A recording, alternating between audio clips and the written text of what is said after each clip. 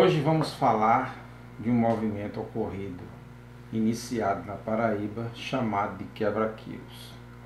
O movimento do quebra-quilos ganhou esse nome porque os populares invadiram casas comerciais aos gritos da expressão quebra-quilos, quebra-quilos, e depredaram tudo.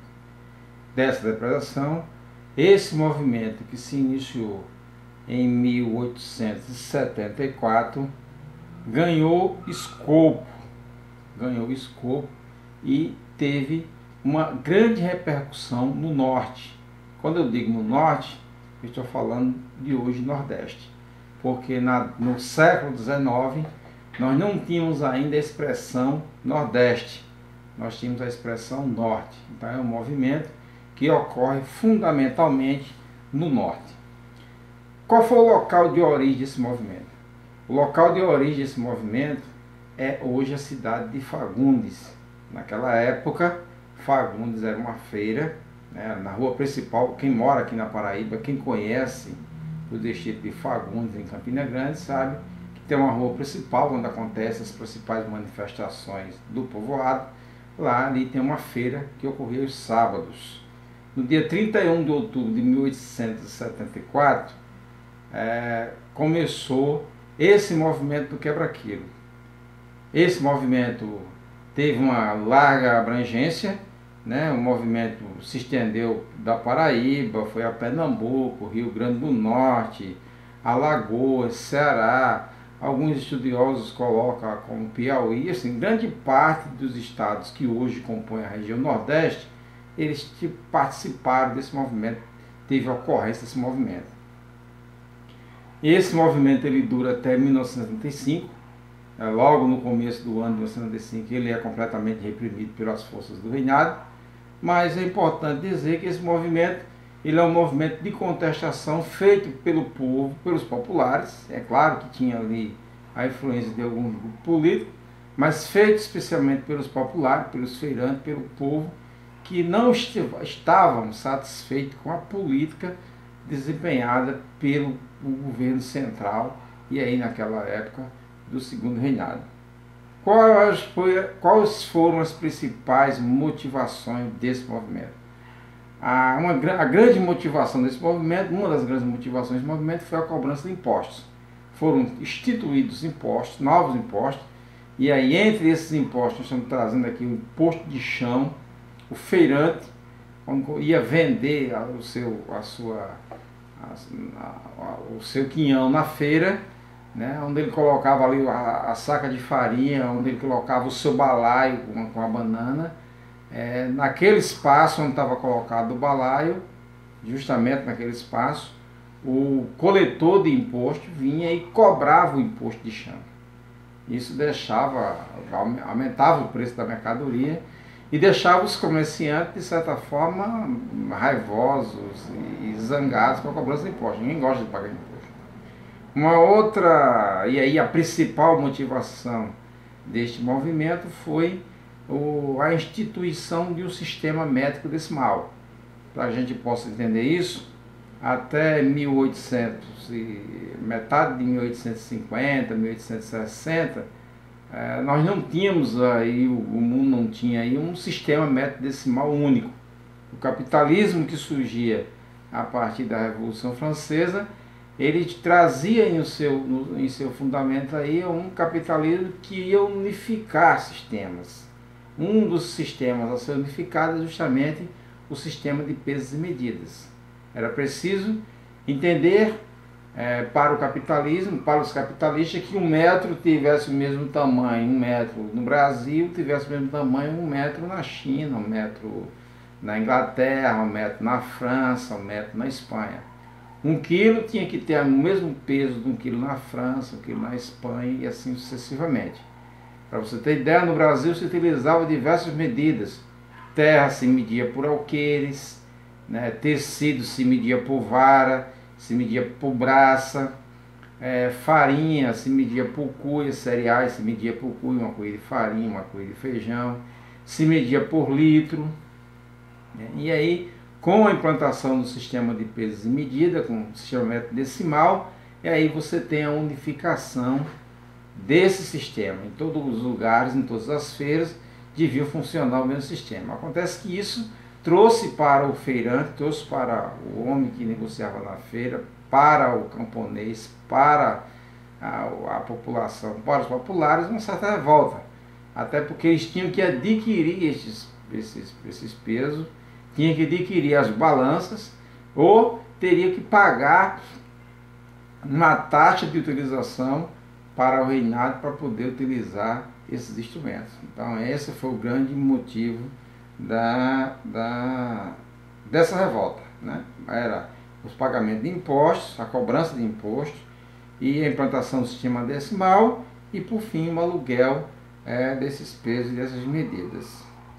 É importante ressaltar que o estupim desse movimento, havia um camarada chamado, um vendedor de rapadura chamado João Carga d'Água. João Carga d'Água, liderando um pequeno grupo de homens, invadiu a feira de Fagundes, partiu para a feira de Fagundes, e aí a gente já falou da expressão quebra-quilos, quebra-quilos, e essa feira de Fagundes ficava próxima de Campina Grande, e começou a quebrar os pesos e medidas implantados pelo Império, o novo sistema métrico decimal. E aí ele foi seguido por outros que também se revoltaram, e já havia também uma certa revolta com os coletores de impostos, que houve um certo espancamento de um coletor de impostos com um vendedor de banana ou coisa assim, e também os feirantes já estavam revoltados. A partir daí, a partir desse estupim, a partir desse impulso, os comerciantes pegaram esses pesos e medidas, pegaram esse sistema métrico decimal que estava sendo instalado, se dirigiram para um açude que tinha na saída de Fagundes e jogaram esses pesos decimais, aqueles que não conseguiram quebrar, eles foram jogados dentro do açude e todo o sistema estava ali, de certa forma, imerso na água a partir daquele momento e se recusavam a usar. É importante ressaltar que esse movimento ele não fica só em Fagundes, ele se estende para as cidades mais próximas ali de Fagundes, né? Você vai ter a Lagoa Grande, Itabaiana, Ingá e por aí vai, aquela cidade próxima ali, todas elas vão assumir também ali essa liderança, e na medida que a notícia vai se espalhando, ele vai alcançando cada vez mais espaço. Então aí a gente vai chegando para Maceió, Alagoas, vamos chegar para Pernambuco, vamos chegar para o Ceará, vamos chegar para o Rio Grande do Norte, né? Alguns autores colocam aí Piauí, enfim, eu sei que repercute na Bahia, tem uma repercussão no Rio de Janeiro. Então um movimento, de fato, um movimento de grande monta, um movimento popular que surge do povo, a revolta do povo, mas um movimento de grande monta em todo o Brasil. É importante ressaltar ainda que não só o João Carga d'Água foi um líder desse movimento, mas nomes como João Vieira, Manuel de Barros Souza e Alexandre Viveiro são grandes nomes também que aparecem aí na literatura, que aparecem também aí nos livros de história como precursores desse movimento. E aí você tem, por exemplo, a resposta desse movimento, a resposta do governo desse movimento foi justamente uma resposta repressiva e violenta. Violenta no sentido de que foi feito um recrutamento de homens para combater aí esses revoltosos, né? E uma das aplicações que se tinham, um dos castigos aplicados durante esse movimento foi justamente o chamado colete de couro. Ele é colete de couro, mas ele não era usado só na parte do tórax, né? Era feito de couro cru. Muita gente talvez não saiba o que é o couro cru, mas o couro tirado do gado, da vaca, esse couro na sua forma ainda molhada, ainda, desse jeito, sem ter sido cozinhado. Ele é muito duro, é duro mesmo, quem não conhece não faz ideia de como é, mas se assemelha à madeira ou algo mais duro do que a madeira quebra, o couro não quebra. E aí era feito um colete, né? Esse colete era molhado, colocado ao corpo do revoltoso, colocava o seu corpo, molhava, e na medida que esse couro ia secando, ele ia tornando-se uma casca rígida sobre o tórax, né? Essa casca rígida sobre o tórax provocava alguns problemas de saúde sério, por exemplo, uma compressão do tórax, algo semelhante assim de você botar duas sacas de cimento. Imagina alguém aí que tem 50 quilos ou 45 quilos e coloca sobre o tórax um peso de 100 quilos ou de 110 quilos, 120 quilos. Era mais ou menos a ideia que a gente pode ter desse colete, na medida que ele ia secando, era isso que ocorria. Então o cara ia perdendo, o revoltoso ia perdendo a capacidade de respirar, e muitos deles terminavam morrendo por asfixia mecânica. Uma das causas mortes era a asfixia mecânica.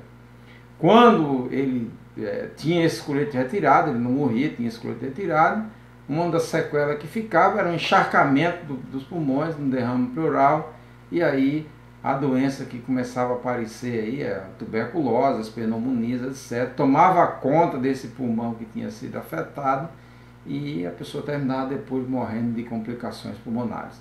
Um outro elemento importante que também atacava, uma outra patologia que terminava sendo decorrente como sequela desse colete torácico, era justamente as lesões cardíacas, né? Você tinha aí aumento do volume do coração, esmagamento, sangramento do coração, enfim, um pequeno sangramento, dilatação do coração por conta disso, por conta da pressão demasiada que se fazia no tórax. Em alguns casos, essa faixa de couro era colocada a nível do crânio, né, e da mesma forma era molhado, e na medida que essa faixa de couro ia enrijecendo, o crânio ia ficando preso dentro dessa caixa dessa faixa de couro, né? Isso provocava uma tremenda dor de cabeça, uma enorme dor de cabeça por compressão. Além dessa dor de cabeça, existe relato de casos de sangramento do ouvido, né? Sangramento de nariz, sangramento de ouvido e protusão ou expulsão dos glóbulos oculares. São alguns casos, alguns relatos que a gente encontra fazendo algumas leituras. Então era uma forma extremamente violenta, foi uma forma extremamente violenta de reprimir o movimento. O movimento termina em janeiro de 1875, esse movimento termina sendo controlado pelas forças do Império, né? É bem verdade que houve algumas nos bastidores desse movimento, houve algumas maneiras de se debelar também esse movimento, não só as forças de repressão, mas a gente sabe que o poder da igreja, a igreja naquela época tinha um poder muito centralizador, né? Então houve um contato com o padre baiano, e o padre baiano, o arcebispo lá, disseminou entre os padres da região norte que era para se aceitar, a melhor maneira de se conviver com esse sistema decimal era aceitar. Então as homilias passaram a ter esse caráter também de aceitação, né? De aceitação desse sistema decimal, o que terminou em 1875, o movimento durando apenas 3 meses e meio, aí, 4 meses no máximo, estourando 4 meses, foi que durou esse movimento. Em 1875 o movimento pôs-se fim a esse movimento chamado de quebra-quilos. Então assim, é um movimento muito rico, tem muita coisa para se estudar, mas aqui eu quero ser sucinto, quero em poucas palavras, digamos assim, passar esse conteúdo do quebra-quilos para vocês, né? Ficaremos à disposição para perguntas e respostas no momento oportuno, aí nos comentários, quem quiser fazer suas perguntas, suas respostas, é só entrar aí no canal do professor Edson Gomes e fazer. O canal do professor Edson Gomes no YouTube e no Facebook.